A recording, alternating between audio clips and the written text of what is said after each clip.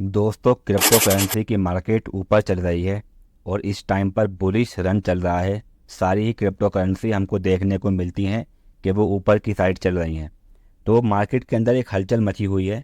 हर कोई ट्रेडिंग करना चाहता है, लेकिन सऊदी अरब के अंदर प्रॉब्लम ये हो गई है कि हमें ट्रेडिंग करने के लिए यूएसडीटी चाहिए था और यूएसडीटी खरीदने के लिए हमें P2P ट्रेडिंग में जाना पड़ता है। और P2P ट्रेडिंग इस टाइम पर हम सऊदी अरब में नहीं कर पा रहे हैं। दो सारी प्रॉब्लम हमारे सामने हैं और इस टाइम तो कोई भी सऊदी नॉन सऊदी को अपनी यूएसडीटी सेल करना नहीं चाह रहा है। जितने भी मर्चेंट है बाइनेंस के ऊपर, हर किसी ने एक चीज़ लगा दी है, ओनली सऊदी एक्सेप्टेड, कि सिर्फ सऊदी के साथ ही वो डील करेंगे, नॉन सऊदी के साथ नहीं करेंगे। तो अब हमको अगर ट्रेडिंग करनी है तो हम कैसे करेंगे, हमें P2P कैसे करना चाहिए, क्या P2P करना सही है इस टाइम पर या नहीं है, P2P करने से हमारी अर्निंग हो सकती है या नहीं हो सकती, P2P करना है तो सही तरीका क्या हो सकता है जिससे हमारा अकाउंट ब्लॉक ना हो, और अगर हमारा अकाउंट ब्लॉक हो चुका है तो उसे कैसे ओपन करना है। ये सारी चीज़ें आज आपके सामने दोस्तों मैं रखने वाला हूँ और पूरी क्लियर तरीके से आपको बताऊँगा कि आपको P2P से कोई भी क्वेश्चन होगा तो आपका यहाँ पर क्लियर हो जाएगा। तो हेलो दोस्तों, मैं ज़ुबैर अहमद। P2P मतलब पर्सन टू पर्सन, जिसके अंदर हम कोई भी सामान, कोई भी चीज़ एक अपने ही जैसे इंसान से खरीदते हैं, बेचते हैं, उसी को P2P बोलते हैं। और क्रिप्टो करेंसी के अंदर हम एक टोकन है USDT, जो कि डॉलर की तरह ही होता है, उसको हम खरीदते हैं ताकि हम ट्रेडिंग कर सकें उससे। तो उसका लेना और देना बाइनेंस के ऊपर हमारे पास मौजूद है। दोस्तों, ये P2P बनाया गया था इसलिए ताकि जिसको अगर क्रिप्टो करेंसी में ट्रेडिंग करना है तो ट्रेडिंग करने के लिए USDT चाहिए। अब कोई USDT बेचने वाला है तो उससे जा कर के हम USDT खरीद लें, ट्रेडिंग करें, प्रॉफिट होगा, फिर दोबारा से अपने प्रॉफिट को हम अगर अपनी करेंसी के अंदर कन्वर्ट करना चाहते हैं तो उन USDT को किसी को सेल कर दें, बदले में वो हमारे अकाउंट के अंदर रियाल, ये जो भी आपकी करेंसी है उसको ट्रांसफ़र कर देगा और हम उसको अपने USDT ट्रांसफ़र कर देंगे। तो P2P एक्चुअली बनाया इसलिए गया था ताकि लोकल लोग अपना आपस में ट्रांजेक्शन कर सकें, लेन देन कर सकें। लेकिन दोस्तों, इसको बिजनेस बना लिया गया है कुछ लोगों ने जो प्रोफेशनली से काम करते हैं। उनका काम होता है कि वो हमेशा बैठे रहते हैं बाइनेंस के ऊपर और वहाँ पर वो लोग हम जैसे लोगों से सस्ते में USDT खरीद करके हम ही को महंगे में USDT बेचते हैं, जो कि कोई गलत नहीं है। थोड़ा सा वो अपना अमाउंट रखते हैं, हम ही से वो सस्ते दाम में खरीदते हैं और जब हमको ज़रूरत उनकी पड़ती है USDT की तो वो हमको महंगे दाम में ही बेच करके अपना प्रॉफिट कर रहे हैं। और वो सब लीगल तरीके से कर रहे हैं, ठीक ठाक उनका काम चल रहा है, अच्छा खासा प्रॉफिट उनका हो जाता है और वो बड़े लेवल पर कर रहे हैं, प्रोफेशनल कर रहे हैं, पूरी तैयारी से कर रहे हैं। लेकिन दोस्तों, प्रॉब्लम जब होती है जब हम ये सोचते हैं कि हम भी P2P करना शुरू कर दें, P2P से अर्निंग करना शुरू कर दें, P2P से कमाई करना शुरू कर दें। जबकि P2P में प्रॉब्लम बहुत बड़ी है। और अभी तक तो खैर ये चल रहा था कि P2P हम कर रहे थे, जैसे भी कर रहे थे, यहाँ से ख़रीदा वहाँ बेच दिया, वहाँ से ख़रीदा यहाँ बेच दिया, जिसमें हमको कुछ बच जाता था। फिर एंट्री होती है स्कैमर की। जो स्कैमर आते हैं उनके पास फंड होता है चोरी का, स्कैम किया हुआ या किसी का बैंक अकाउंट हैक किया हुआ, या उनके पास ब्लैक मनी होता है जिसको वो वाइट करना चाहते हैं।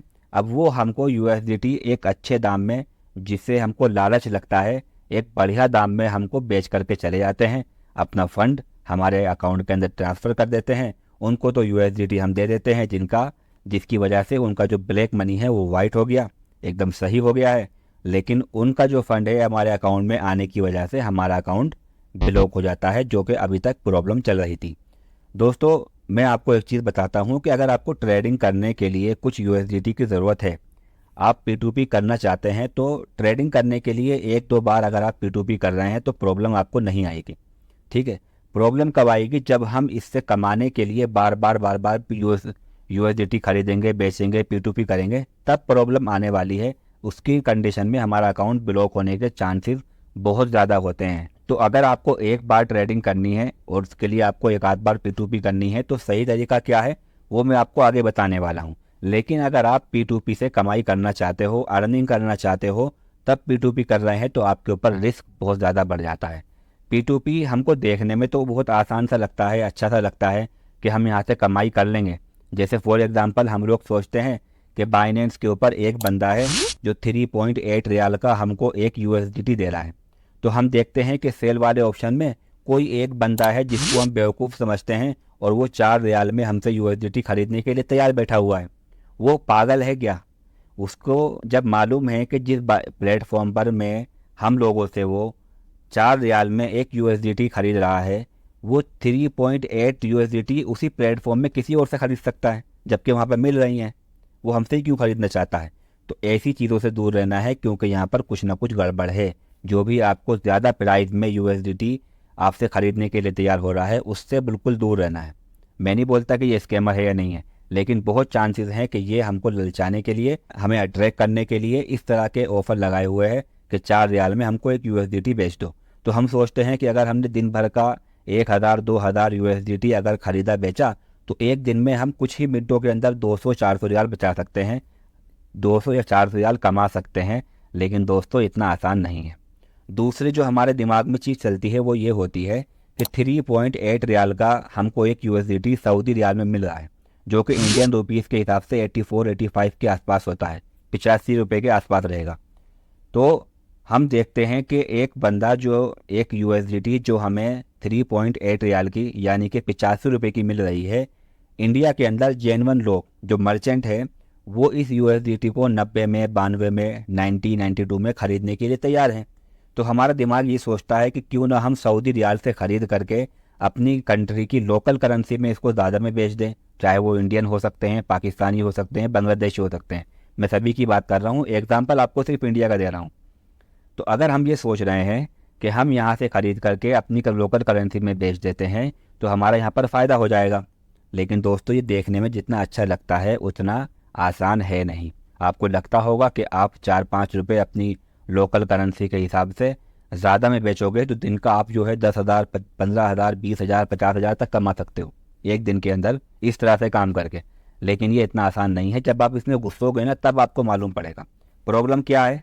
पहली प्रॉब्लम तो हमारे सामने है, और वो है स्कैमर की, जो कि आपको पता है कि स्कैमर आकर के बैठ गए हैं और वो लोग हमारे अकाउंट के अंदर फंड ट्रांसफ़र कर देते हैं, हमारा अकाउंट हो जाता है ब्लॉक या फ्री, और उसके बाद फिर चक्कर लगाते रहो पुलिस स्टेशन के या बैंक के। बहुत परेशानी आपकी हो जाती है। वैसे मैं आपको एक चीज़ बता देना चाहता हूँ कि स्कैमर का जो ये खतरा था ना पहले, ये बहुत ज़्यादा था। अभी ये कम हो चुका है, क्योंकि बाइनेंस ने कुछ रूल बना दिए हैं और जो खरीदने बेचने वाले हैं वो थोड़े से अलर्ट हो गए हैं। उन लोगों ने भी अपने रूल बना दिए हैं, जिसकी वजह से ये खतरा कम हो चुका है। लेकिन खतरा है। अगर आप 1-2 बार, 3-4 बार ध्यान रखते हुए सही तरीके से P2P करते हो तो उसमें तो फिर प्रॉब्लम नहीं आएगी। लेकिन जब आप P2P से अर्निंग करने के लिए बार बार खरीदोगे बेचोगे, तो उसमें फिर एक ना एक दिन आपका सामना स्कैमर से होना पक्का है। और जब आपका अकाउंट ब्लॉक होगा ना, ज़िंदगी में दोबारा भूल के P2P नहीं करोगे फिर। दूसरी प्रॉब्लम दोस्तों इसमें ये होती है लिमिट की। ये सबसे बड़ी प्रॉब्लम मुझे लगती है कि अगर आप P2P बार बार करोगे तो लिमिट में आपको फंसना पड़ेगा। जो लिमिट लगाई हुई है उसमें आपको खतरा हो सकता है। जब आप P2P करोगे, बार बार आपके अकाउंट के अंदर रियाल आएंगे, बार बार आप किसी को ट्रांसफ़र करोगे, तो परेशानी लिमिट की होती है। अब लिमिट का मतलब ये नहीं समझना कि अडालजी ने हमको ये बोला हुआ है कि आप दिन का 20,000 रियाल का जो है ट्रांजैक्शन कर सकते हैं, 20,000 रियाल की लिमिट है। तो ये लिमिट, इसका मतलब लिमिट का ये नहीं है कि आप 20,000 रियाल ही खर्च कर लोगे, बल्कि लिमिट का मेरा मतलब ये है कि आपकी कमाई कितनी है, आपकी सैलरी कितनी है, ये गवर्नमेंट को मालूम है। जब आपकी सैलरी के हिसाब से आप चलोगे, उसके हिसाब से खर्चा करोगे, तो प्रॉब्लम नहीं आएगी। लेकिन आपकी सैलरी है 2,000 रियाल और आप दिन के अंदर ही 2-3 हज़ार रियाल का ट्रांजैक्शन कर रहे हो, महीने का आपका जो है 30,000, 40,000, 50,000 का ट्रांजैक्शन हो रहा है, तो शक तो उनको होगा आपके ऊपर, आपके अकाउंट के ऊपर नज़र उनकी जाएगी और वो इंक्वायरी करने के लिए आपका अकाउंट फ्रीज करेंगे ही करेंगे। पक्का है ये कि भाई इतना अमाउंट आप कहाँ से ला रहे हो, किसको दे रहे हो, आपकी इतनी कमाई नहीं है। तो ये एक चोरी की तरह काम हो जाएगा। और मैं आपको बताऊं, अगर लिमिट की वजह से आपका अकाउंट फ्रीज होता है तो ये ज़्यादा बड़ी मुश्किल बात है उससे कि जिससे स्कैमर की वजह से जो अकाउंट फ्रीज होता है उससे ज़्यादा बड़ी प्रॉब्लम यहाँ पर आपको हो सकती है। तो लिमिट की परेशानी यहाँ पर हो जाती है, जो कि बड़ी प्रॉब्लम है। और अगर आप P2P कर रहे हैं तो जाहिर सी बात है आपको रोज़ाना का 2-3 हज़ार का ट्रांजैक्शन करना पड़ेगा ठीक ठाक कमाने के लिए, 200-300 हज़ार कमाने के लिए। उससे कम का करोगे तो भी आपकी लिमिट क्रॉस होनी ही होनी है। अब तीसरी प्रॉब्लम क्या है कि हम लोग सोचते हैं कि हम सऊदी से ख़रीद कर इंडिया में बेच देते हैं या पाकिस्तान में बेच देते हैं या अपना बांग्लादेश में सेल कर देते हैं, वहाँ पे हमको अच्छा भाव मिल रहा है, सऊदी में सस्ता मिल रहा है। लेकिन हम ये नहीं सोचते कि हम रियाल में ख़रीदेंगे और फिर उसको अपने इंडिया में बेचेंगे। अब जब वो इंडिया में बिकेगा तो वो हमारे अकाउंट के अंदर क्या भेजेगा, हमारे इंडियन अकाउंट के अंदर वो रुपये भेजेगा इंडिया वाले। अब दोबारा कैसे खरीदोगे, अब आपके पास रियाल नहीं है, या तो आपके पास बहुत सारे रियाल पड़े होंगे। ठीक है, तो मतलब आपका जो सर्कल है ना, ये रियाल से रियाल खरीदने का, रियाल से रियाल बेचने का, ये तो ठीक था। लेकिन अब रियाल से आप खरीद रहे हो, बेच रहे हो अपनी करेंसी में, तो अब आपके पास फंड नहीं होंगे। अब क्या आप अपने उस फंड को जो आपने अभी सेल करके अपने इंडियन रुपीज़ के अकाउंट के अंदर, अपने इंडियन अकाउंट के अंदर इंडियन रुपीज़ में आपने रखा हुआ है, क्या उसको दोबारा रियाल में कन्वर्ट कर सकते हैं? तो ये एक मुश्किल काम भी है जिसमें बड़ा चार्ज लगता है। याद रखना, चार्ज बहुत बड़ा लगता है कि अगर आप इंडिया से रियाल मंगाते हो तो आपने इतनी कमाई नहीं की होगी जितना आपका ट्रांजैक्शन फ़ीस लग जाएगी। दूसरी बात यह है कि अगर आप रोज़ाना अपने इंडिया से, पाकिस्तान से सऊदी अरब के अकाउंट के अंदर बार बार आप रियाल मंगाते हो, तो फिर प्रॉब्लम यहाँ पर ये होगी कि उनकी नज़र फिर दोबारा आपके अकाउंट के ऊपर जाएगी। वो लोग बोलेंगे बाहर से आपके अकाउंट में पैसा इतने ज़्यादा क्यों आ रहा है, कहाँ से आ रहा है, किस लिए आ रहा है, इस चीज़ पर आपकी इंक्वायरी बैठ जाएगी। तो कुल मिलाकर के बात यह है कि P2P से अगर आप कमाई करना चाहते हैं तो ये आसान काम नहीं है, आपके लिए नहीं है। ये काम प्रोफेशनली किया जाए तो बहुत अच्छा है। प्रोफेशनली करने के लिए बहुत सारी चीज़ें करनी होती है। ये काम उनके लिए ठीक है जो 24 घंटे अपनी स्क्रीन के सामने बैठे रहेंगे, जो हर चीज़ को रजिस्टर कराए रखते हैं, जिनके पास करंट अकाउंट होता है जिसमें लिमिट की कोई प्रॉब्लम नहीं होती है और हर चीज़ उनके पास रजिस्टर होती है, वो लोग टैक्स भी देते हैं, तब वो लोग करते हैं तो फिर प्रॉब्लम नहीं आएगी। अदरवाइज़ अगर आप लोग सोचते हो कि मैं यहाँ से ख़रीद करके यहाँ बेच दूँ, बिना ट्रेडिंग के प्रॉफिट कमा लूँ, आसानी से प्रॉफिट कमा लूँ, तो प्रॉब्लम आएगी ही आएगी। अब बात ये आ जाती है कि अगर हमको ट्रेडिंग करनी है, हम लोग क्रिप्टो करेंसी खरीदना चाहते हैं, उसमें ट्रेडिंग करना चाहते हैं, हमें बिटकॉइन खरीदना है, इथेरियम खरीदना है, शिबा इनू खरीदना है, तो हम कैसे खरीदें? उसके लिए तो भी हमको USDT चाहिए। तो दोस्तों कुछ तरीके मैं आपको आज बता रहा हूँ जिससे आप लोग अपना USDT खरीद सकते हैं। पहली प्रॉब्लम तो हमको USDT खरीदने में ये आ रही है कि जब भी हम बाइनेंस पर जा रहे हैं, मर्चेंट वाले ऑप्शन पर क्लिक कर रहे हैं, जो कि मैं हमेशा बोलता हूँ कि मर्चेंट के साथ ही डील करिए। ठीक है, जब आप लोग इस ऑप्शन पर क्लिक कर देंगे तो आपके सामने जो भी लोग आएंगे उनके सामने इस तरह का ये लोगो बना होना चाहिए। इसका मतलब क्या है कि ये मर्चेंट है, यानी कि ये वेरीफाइड बंदा है, और इसके साथ में अगर आप ट्रांजेक्शन करते हो, खरीदते बेचते हो, तो बहुत ज़्यादा सेफ रहोगे। तो मर्चेंट के साथ में जब हम डील कर रहे हैं तो सऊदी अरब के अंदर जितने भी सऊदी हैं उन लोगों ने वहाँ पर एक लिमिट लगा दी है, हम सिर्फ सऊदी के साथ में ही ट्रांजैक्शन करेंगे, अदरवाइज़ हम किसी के साथ में नहीं करने सकते। बहुत सारे लोग उनको मैसेज करके बोलते हैं कि हमारा इकामा ले लो, हमारा पासपोर्ट की फ़ोटो ले लो, हम लोग सऊदी में काम करते हैं, हम प्रूफ दे सकते हैं, तो वो किसी को भी एक्सेप्ट नहीं कर रहे हैं। उन लोगों ने यहाँ तक लिख दिया है कि इकामा आल्सो नॉट एक्सेप्टेड, कि इकामा भी आपका एक्सेप्ट नहीं किया जाएगा, सिर्फ सऊदी के साथ में ही डील करनी है। और अगर आप लोग ये सोचते हो कि मैं सऊदी का अकाउंट बना लेता हूँ बाइनेंस पर और फिर इसके बाद कर लूँगा, तो भी प्रॉब्लम है, वो लोग एक्सेप्ट नहीं कर रहे हैं। उनका कहना यह है कि जिस नाम से आपका बाइनेंस का अकाउंट है उसी नाम से आपका बैंक अकाउंट भी होना चाहिए, जिससे आप हमारे पास रियाल ट्रांसफ़र करेंगे। अगर दोनों का नाम अलग हुआ, आपके पास आपने जो है किसी और अकाउंट से ट्रांसफ़र कर दिया, बाइनेंस किसी और नाम से है, थर्ड पार्टी जिसे बोलते हैं, तो फिर यहाँ पर वो आपको USDT नहीं भेजेंगे और वो बोलते हैं कि हमारी इसमें कोई जिम्मेदारी नहीं है। तो दोस्तों ये सब चीज़ें जो हैं स्कैमर के आने की वजह से ही ये सारी प्रॉब्लम आ रही हैं कि सिर्फ सऊदी वालों को ही बेच रहा है, नॉन सऊदी को किसी को भी सेल नहीं कर रहा है। तो क्या तरीका होगा कि हम लोग USDT खरीद पाएँ? तो देखिएगा दोस्तों, मर्चेंट तो खैर सेल नहीं कर रहा है, लेकिन नॉन मर्चेंट बाइनेंस के ऊपर आपको USDT सेल कर सकता है। वो भी कंफर्म तो नहीं है, लेकिन आप लोग जो हैं पहले उनसे बात कर सकते हो कि आप क्या हमें USDT सेल कर सकते हो, मैं नॉन सऊदी हूँ, मैं इंडिया से हूँ या पाकिस्तान से हूँ या बांग्लादेश से हूँ, क्या आप मुझे USDT सेल कर सकते हो? ट्रांजैक्शन करने से पहले, अपने अमाउंट को उनकी तरफ ट्रांसफ़र करने से पहले एक बार चैट में जा कर के इस तरह की बातें कर लेना। अगर वो रेडी है करने के लिए आपके साथ में काम, और वो बोलता है कि ठीक है मैं आपका जो है एक्सेप्ट कर लेता हूँ, तो आपको उसके पास अकाउंट में फिर रियाल ट्रांसफ़र करने हैं, अदरवाइज़ नहीं करने हैं। तो पहले बात कर लेनी है। सऊदी के अंदर अगर आप रियाल से ख़रीद रहे हो तो नॉन मर्चेंट में कुछ लोग होंगे जो आपके साथ में डील करने के लिए तैयार हो जाएंगे। ठीक है, और अगर आपको बाइनेंस के ऊपर नहीं मिल रहा है कोई बंदा, तो मैं लेकर आया हूँ आपके लिए 2 ऐप। मैंने भी वहाँ पर जा कर के कुछ USDT खरीदे हैं, एक ऐप तो ये है, आप लोग जा करके इसको डाउनलोड कर सकते हैं प्ले स्टोर से, और दूसरा ऐप का नाम है KuCoin। ठीक है, यहाँ पर अगर आप लोग USDT खरीदते हो तो यहाँ पर कोई ऐसी प्रॉब्लम नहीं है कि सऊदी के साथ में ही डील करनी है, नॉन सऊदी के साथ भी डील वो लोग कर सकते हैं। ठीक है, तो बाइनेंस में नॉन मर्चेंट जो होगा, जो मर्चेंट नहीं है वो आपकी साथ में डील करने के लिए तैयार हो सकता है। अगर वहाँ पर नहीं मिल रहा है तो ये दो एप्लीकेशन है जिनका लिंक आपको डिस्क्रिप्शन मिल जाएगा। आप वहाँ से रजिस्टर करके ऐप डाउनलोड करके और वहाँ पर अपनी आईडी बना करके P2P आसानी से कर सकते हो। लेकिन आपको एक ध्यान रखना होगा बहुत ही क्लियरली, जब आप USDT खरीदते हो तो स्कैम वाली जो प्रॉब्लम है वो तो ख़त्म हो जाती है, लेकिन फ्रॉड वाली प्रॉब्लम रहती है। प्रॉब्लम क्या होती है कि जब भी आप किसी ऐसे इंसान से जिसके ऊपर भरोसा नहीं किया जा सकता उससे P2P करते हो, तो आपको पहले अपने रियाल ट्रांसफ़र करने पड़ते हैं जब आप खरीद रहे हो। जब उसके अकाउंट के अंदर फंड आता है तभी सामने वाला आपके अकाउंट के अंदर USDT भेजता है।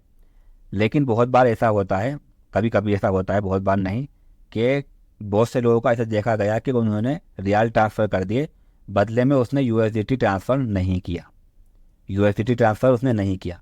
तो ये भी एक प्रॉब्लम आपको आ सकती है जब आप किसी ऐसे इंसान से खरीदोगे जिस पर भरोसा नहीं किया जा सकता, जो मर्चेंट नहीं है। तो अगर आप बाइनेंस में भी USDT खरीदना चाहते हो या दो एप्लीकेशन जो मैंने बताए हैं इनमें ख़रीदना चाहते हो, तो आप लोग एक बार में ही सारे के सारे ट्रांजैक्शन ना करें, एक बार में ही उसको अपना फ़ंड ट्रांसफ़र ना करें, बल्कि टुकड़ों में और किस्तों में ये ट्रेडिंग करने की कोशिश करें। मतलब कहने का ये है, अगर आपको 1000 रियाल की USDT खरीदनी है तो उसको एक बार में ही नहीं खरीदें, बल्कि 200-200 करके या 250-250 करके 4-5 बार करें, जिससे आपका रिस्क ख़त्म हो जाता है। रिस्क मतलब ये हुआ कि अगर वो फ्रॉड करने वाला होगा तो आपके 200-250 रियाल लेकर के ही भागेगा, पूरे 1000 लेकर के नहीं भागेगा। बहरहाल ऐसा बहुत कम होता है, लेकिन होता है, जिसमें आप अपना अमाउंट, अपने रियाल उसको ट्रांसफ़र कर दोगे, लेकिन वो आपको USDT नहीं भेजेगा। और हाँ, मैंने इस ऐप के साथ में जब कुछ USDT बाय करी तो वहाँ पर एक चीज़ देखने को मिली कि हमें हैंड टू हैंड USDT नहीं मिलती है। यहाँ पर कुछ टाइम चलता है ऊपर की साइड में, जब वो टाइम चलता है, जब ये टाइम ख़त्म हो जाएगा तभी आपको USDT मिलेगी, इससे पहले शायद आपको ना मिले। जो सेलर है वो आपको USDT बहुत पहले ही दे देगा, लेकिन ये टाइम ख़त्म होने के बाद ही आपके अकाउंट के अंदर आएगी, तो उसमें घबराना नहीं है, थोड़ा टाइम इसमें लग सकता है। ठीक है, तो कैसे ख़रीदना है ये मैंने आपको बहुत क्लियर तरीके से बता दिया है। अब बात आती है कि हम अपनी USDT बेचेंगे कैसे, क्योंकि बेचने में प्रॉब्लम है ना। स्कैमर हमारे अकाउंट के अंदर फ़ंड ट्रांसफ़र करता है तो हमारा अकाउंट फ्रीज़ होता है। तो इससे बचने का तरीका दोस्तों बहुत ही आसान है। आप बाइनेंस पर जाइएगा, सेल वाले ऑप्शन पर जब क्लिक करोगे अपने USDT बेचने के लिए, तो यहाँ पर सिर्फ मर्चेंट के साथ ही डील करना है। मर्चेंट को बेचने में प्रॉब्लम है, वो नॉन सऊदियों के साथ में नहीं बेचना चाहता है, कहीं उसका अकाउंट फ्रीज ना हो जाए, लेकिन उसे खरीदने में प्रॉब्लम नहीं है। जब आप अपने USDT बेचना चाहते हो तो बाइनेंस के ऊपर आना है और सिर्फ मर्चेंट के साथ ही डील करनी है। लेकिन एक चीज़ का और ध्यान रखना है आपको, उस मर्चेंट से एक बार ये बोल देना कि आप मुझे जो रियाल ट्रांसफ़र करोगे, जिस अकाउंट से करोगे, बैंक अकाउंट से, वो बैंक अकाउंट भी आपके उसी नाम से होना चाहिए जिस नाम से आपका बाइनेंस का अकाउंट है। इससे आपकी जो रिस्क है वो ज़ीरो हो जाता है। तो इस तरह से जब भी आपको कोई रियाल ट्रांसफ़र करता है तो आपके पास इस तरह से नाम लिखा हुआ आता है। ठीक है, या फिर आप लोग स्टेटमेंट में जाते हैं तो वहाँ पर इस तरह से उसका नाम लिखा हुआ जाता है जिसने आपको रियाल ट्रांसफ़र किए हैं। तो आप चेक कर लेना कि ये नाम और जो बाइनेंस में आपको जिससे आप ट्रांजेक्शन कर रहे हो, डील कर रहे हो, उसका नाम सेम है या अलग अलग है। इससे अगर आप देख लोगे तो आपका ज़ीरो रिस्क हो जाएगा और आप परफेक्टली वहाँ पर काम कर पाओगे। और एक चीज़ का और ध्यान रख लेना, ख़रीदते टाइम भी बेचते टाइम भी, जैसा कि मैंने आपको बताया कि जो जेन्युइन प्राइस आपको दे रहा है, जो जेन्युइन प्राइस में आपको बाय सेल कर रहा है, उसी के साथ डील करें। जो आपको बढ़ा चढ़ा कर प्राइस दिखा रहा है कि हम आपसे 4 रियाल 4.5 रियाल में ख़रीद लेंगे, उनसे बचने की कोशिश करें। और जो आपको ये बोल रहा है कि आप हमसे 3.5 रियाल में, 3 रियाल में एक USDT खरीद सकते हो, उनसे ही बचने की ज़रूरत है, क्योंकि हो सकता है कि ये स्कैमर हो और आपको जो है अपनी तरफ अट्रैक्ट करने के लिए इस तरह के काम कर रहे हो। अब दोस्तों ये सारी चीज़ें मैंने आपको बता दी हैं, ख़रीदना कैसे है, बेचना कैसे है। अब कुछ लोगों का सवाल ये होता है कि हम लोग इंडिया से आए हैं, पाकिस्तान से आए हैं, या बांग्लादेश से, या किसी भी कंट्री से हम आए हैं और हम अपनी कंट्री के अंदर बाइनेंस यूज़ करते थे, लेकिन क्या सऊदी में आने के बाद हमको दूसरी आईडी बनानी पड़ेगी सऊदी की? तो मैं उन लोगों से कहना चाहूँगा कि ये एक इंटरनेशनल ऐप है। अगर आप इंडिया से आए हो तो यहाँ पर भी इसको यूज़ कर सकते हो। ट्रेडिंग तो कहीं भी कर सकते हैं। और रही बात P2P की, तो आप जिस भी करेंसी के ऊपर क्लिक करोगे वहाँ से आप उन्हीं लोगों के साथ ट्रांजैक्शन कर सकोगे जिस कंट्री की वो करेंसी है। अगर आपने INR इंडियन रुपीस का क्लिक किया होगा तो यहाँ पर जितने भी लोग आपको नीचे दिखाई देंगे वो सब इंडियन होंगे। आपको इंडियन रुपीस से खरीदना बेचना है। और अगर आप SAR यानी कि सऊदी रियाल पर क्लिक करेंगे तो अब आप सऊदियों के साथ कनेक्ट होंगे। सऊदी के जो लोग हैं उनसे आप रियाल खरीद सकते हो, बेच सकते हो। यहाँ पर सऊदी में काम हो रहा है। और दूसरी कंट्री का अगर आप क्लिक करते हो तो फिर वहाँ से उस कंट्री के साथ में आप डील करोगे, उन लोगों के साथ में आप ट्रांजेक्शन करोगे। तो बाइनेंस इंटरनेशनल है। और क्या ये Binance crypto currency trading legal है या इलीगल है, इस चीज़ की बात मैंने अपनी इस वीडियो के अंदर पूरी डिटेल से कर दी है कि ये लीगल है या इलीगल है, और अगर लीगल है तो किस लिए है और इलीगल है तो किस लिए है। जहाँ पर मैंने बताया था कि लीगल इसलिए है क्योंकि सऊदी का इसका कोई लेन देन नहीं है, ये सिर्फ बाहर का ऐप है और बाहर के ऐप आप यहाँ पर यूज़ कर सकते हो। तो अगर आप इसमें ट्रेडिंग करते हो, कुछ भी करते हो, तो सऊदी का कोई लेन देन इसमें नहीं है। लेकिन अगर आप लोगों ने सऊदी रियाल को इन्वॉल्व किया है, आपके अकाउंट फ्री सऊदी के हो रहे हैं, तो अब सऊदी का इन्वॉल्व हो जाता है, जिसकी वजह से आपको प्रॉब्लम आ जाती है। इन लीगल से भी बड़ी प्रॉब्लम आपको यहाँ पर आ सकती है। जो प्रॉब्लम क्या होगी कि बैंक के चक्कर लगाओ या पुलिस स्टेशन के चक्कर लगाओ। ऐसी कोई प्रॉब्लम तो खैर नहीं आएगी कि आपको अंदर कर लिया जाएगा, आपको ऊपर कोई फाइन पड़ेगा, लेकिन अभी तक तो ऐसा कोई रूल नहीं है। लेकिन आपको भागा दौड़ी करनी पड़ सकती है, थोड़ी टेंशन आ सकती है, आपका अकाउंट कुछ टाइम के लिए फ्रीज हो सकता है। और मैंने आपको बता दिया है कि अगर आपको इसको ठीक ठाक यूज़ करना है तो किस तरह से करना होगा, किस तरह से P2P करनी होगी, ये सारी चीज़ें मैंने आपको अभी बता दी है। अब दूसरी बात आती है कि अगर हमारा अकाउंट फ्रीज हो जाए तो क्या करना होगा, ये भी मैंने अपनी इस वीडियो के अंदर बताया हुआ है। आप लोग क्या करना होगा, आपको अपने डॉक्यूमेंट्स तैयार रखने होंगे, जैसे कि इकामा की फ़ोटो, अपने बैंक का स्टेटमेंट का एक प्रिंट, और बाइनेंस के ऊपर जो अपने ट्रांजेक्शन किए हैं उसका एक प्रिंट आपको अपने पास रखना होगा और फिर बैंक को जा कर के देना होगा। अब बैंक जो भी कुछ कहेगा आपसे उस चीज़ को आपको फॉलो करना पड़ेगा। और सबसे अच्छा काम तो ये रहेगा कि आप अपने साथ में एक सऊदी को ले जाएं, चाहे वो आपका कफिल हो, कफिल का लड़का हो, या कोई भी आपका जानने वाला हो, सऊदी होना चाहिए। वो अगर आपके साथ में जाएगा तो काम जल्दी और आसानी से हो सकता है। अगर आपसे बैंक इसमें बोल रहा है कि क्राइम ब्रांच ने आपका ये अकाउंट ब्लॉक किया है, तो हो सकता है कि आपको पुलिस स्टेशन भी जाना पड़े, वहाँ पर जा करके बताना पड़े। घबराना नहीं है, डरना नहीं है अगर अकाउंट ब्लॉक हो गया होगा, लेकिन बस ये है कि आपको भागा दौड़ी करनी पड़ेगी। तो दोस्तों, अगर आप लोग ट्रेडिंग करना चाहते हो क्रिप्टो करेंसी में, कैसे करनी है सारी चीज़ें, तो उसके लिए आपको ज़रूरत पड़ती है टेक्निकल एनालिसिस की। आप मेरी ये वीडियो देख सकते हो। बाकी टेक्निकल एनालिसिस का एक पूरी सीरीज़ मेरे चैनल के ऊपर पड़ी हुई है। आपको चार्ट एक्सपर्ट टेक्निकल एनालिसिस के नाम से प्लेलिस्ट मिल जाएगी। वहाँ पर क्लिक करके आप मेरी ये 12-13 वीडियो हैं, इनको देख लेना, जो आपको ज़ीरो से एक्सपर्ट बना देगी टेक्निकल एनालिसिस में, जहां मैंने बेसिक से स्टार्ट किया है और एडवांस तक आपको बताने की कोशिश की है। तो आई होप दोस्तों आपको समझ में आया होगा सब कुछ। अगर कोई भी आपका और दूसरा डाउट है, कोई क्वेश्चन है, तो आप मुझे इंस्टाग्राम पर मैसेज करके पूछ सकते हैं, वहां आपका रिप्लाई करूंगा। और या फिर आप लोग वीडियो के नीचे कमेंट कर सकते हैं, वहां पर भी आपका रिप्लाई करूंगा। दोस्तों, सब्सक्राइब करना नहीं भूलना। Thank you so much.